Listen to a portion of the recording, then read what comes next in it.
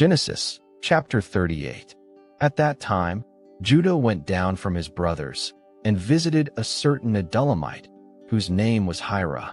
Judah saw there a certain Canaanite man named Shua's daughter. He took her and went into her. She conceived and bore a son, and he named him Er. She conceived again and bore a son, and she named him Onan. She yet again bore a son, and named him Shelah. And he was at Chezib when she bore him.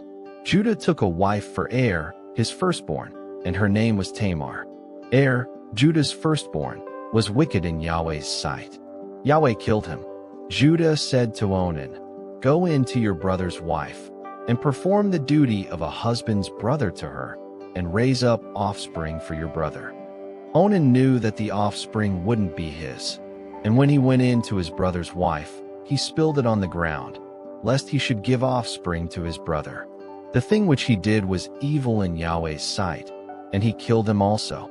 Then Judah said to Tamar, his daughter-in-law, "Remain a widow in your father's house, until Shelah, my son, is grown up," for he said, "Lest he also die, like his brothers." Tamar went and lived in her father's house. After many days, Shua's daughter, the wife of Judah, died. Judah was comforted, and went up to his sheep shearers to Timnah, he and his friend Hira, the Adullamite.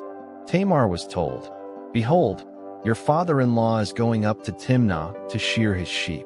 She took off her the garments of her widowhood, and covered herself with her veil, and wrapped herself, and sat in the gate of Enaim, which is by the way to Timnah, for she saw that Shelah was grown up, and she wasn't given to him as a wife. When Judah saw her, he thought that she was a prostitute, for she had covered her face. He turned to her by the way, and said, "Please come, let me come in to you," for he didn't know that she was his daughter-in-law. She said, "What will you give me, that you may come in to me?" He said, "I will send you a young goat from the flock." She said, "Will you give me a pledge until you send it?" He said, "What pledge will I give you?" She said, "Your signet and your cord, and your staff that is in your hand." He gave them to her, and came into her, and she conceived by him.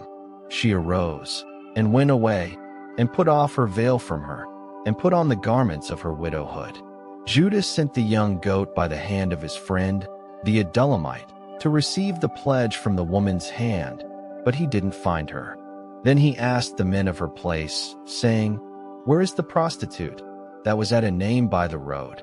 They said, "There has been no prostitute here." He returned to Judah and said, "I haven't found her." And also the men of the place said, "There has been no prostitute here." Judah said, "Let her keep it, lest we be shamed. Behold, I sent this young goat, and you haven't found her." About 3 months later, Judah was told, "Tamar, your daughter-in-law, has played the prostitute. Moreover, behold, she is with child by prostitution." Judah said, "Bring her out, and let her be burned." When she was brought out, she sent to her father-in-law, saying, "By the man, whose these are, I am with child." She also said, "Please discern whose are these, the signet, and the cords, and the staff." Judah acknowledged them, and said, "She is more righteous than I, because I didn't give her to Shelah, my son."